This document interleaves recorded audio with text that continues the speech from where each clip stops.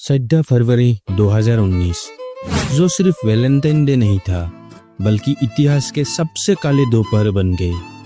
आप देख रहे हैं द इनसाइड स्टोरी और आज हम बात करेंगे उस कहानी की जिसे सुनकर देश की रंगों में खून उबल जाता है। सुबह के करीब 9 बजे सीआरपीएफ यानी सेंट्रल रिजर्व पुलिस फोर्स का एक 78 वाहनों का विशाल काफिला जम्मू से श्रीनगर की ओर बढ़ रहा था। इसमें कुल मिलाकर 2547 जवान थे। कुछ छुट्टी से लौट रहे थे तो कुछ ऑपरेशन में शामिल होने जा रहे थे। इस काफिले को हाईवे के जरिए NH 44 से होकर ले जाया जा रहा था।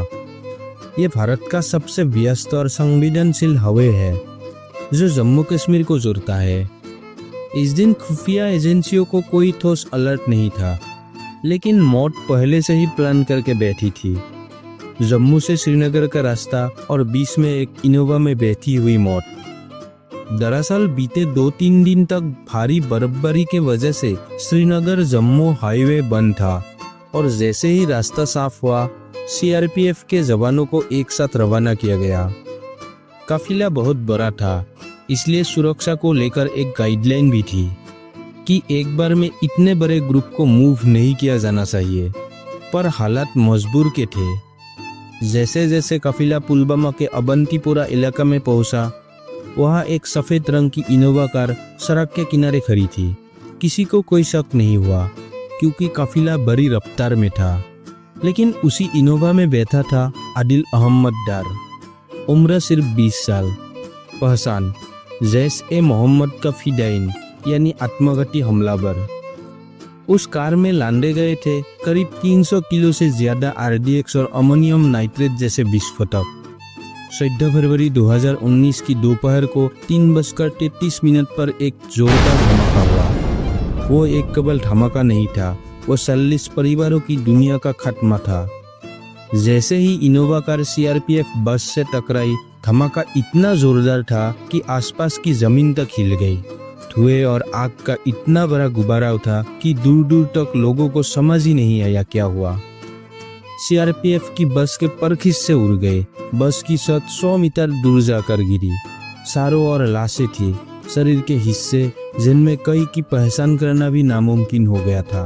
कुछ जवानों की बॉडी इतनी तरह जल चुकी थी कि DNA टेस्ट से पहचान करने पड़ी। 40 जवान मौके पर ही शहीद हो गए। कई घायल थे, जिनमें से कुछ ने अस्पताल में जाकर दम तोड़ा। ये सिर्फ एक हमला नहीं था, ये सीधा हमला था भारत की आत्मा पर। इससे पहले भारत ने ऐसा कभी नहीं देखा था कि कोई आतंकवादी इतने बड़े विस्फोटक के साथ आत्मघाती हमला कर दे, वो भी सीधा सेना के जवानों पर। यह हमला पुलवामा में नहीं, पाकिस्तान में प्लान हुआ था।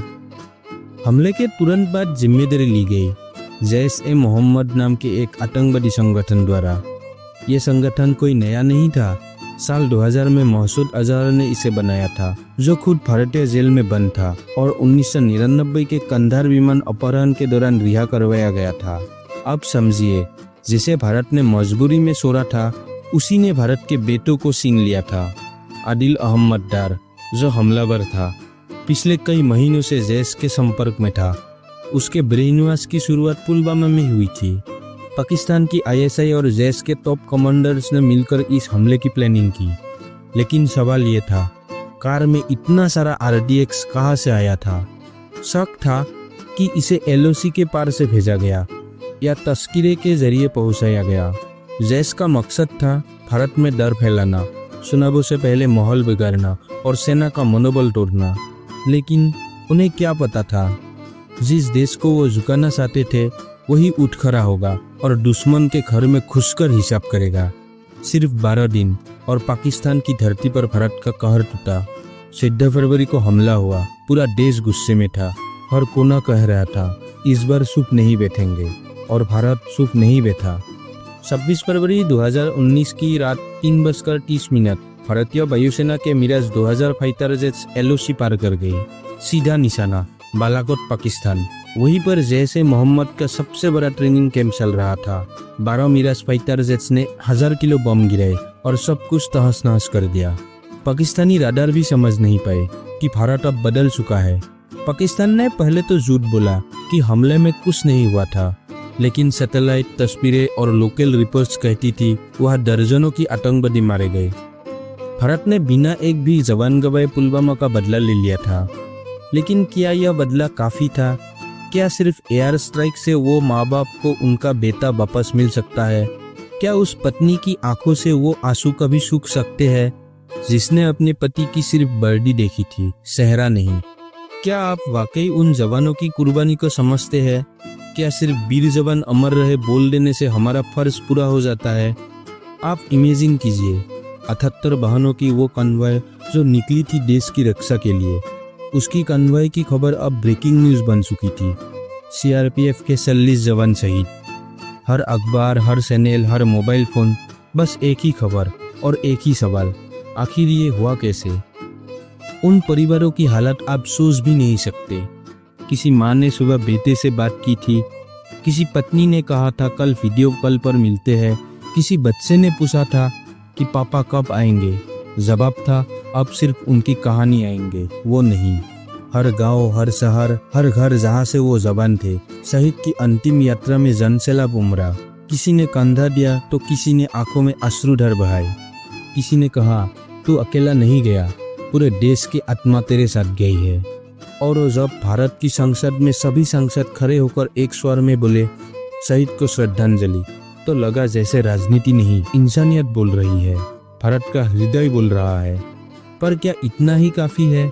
क्या हम सिर्फ सालगिरह पर मोमबत्तियां जलाकर या सोशल मीडिया पर पोस्ट डालकर अपना फर्ज निभा रहे हैं? नहीं, हमें हर दिन याद रखना होगा कि देश की मिट्टी खून से खींची गई है। द इनसाइड स्टोरी सिर्फ एक यूट्यूबर चैनल नहीं, एक कसम है सच्चाई को सामने लाने की, उनकी कहानियों को जिंदा रखने की, जो खुद अब इस दुनिया में नहीं है लेकिन हमारे दिलों में हमेशा जिंदा रहेंगे। तो अगर इस कहानी ने आपके दिल को छुआ है तो इसे ज़रूर शेयर कीजिए, लोगों तक पहुंचाइए और हमारे चैनल द इनसाइड स्टोरी को सब्सक्राइब कीजिए, क्योंकि अगली बार फिर से आएंगे एक नई सच्ची दिल को छू जाने वाली कहानी के साथ। तो फिर मिलते हैं एक और इनसाइड स्टोरी में। जय हिंद।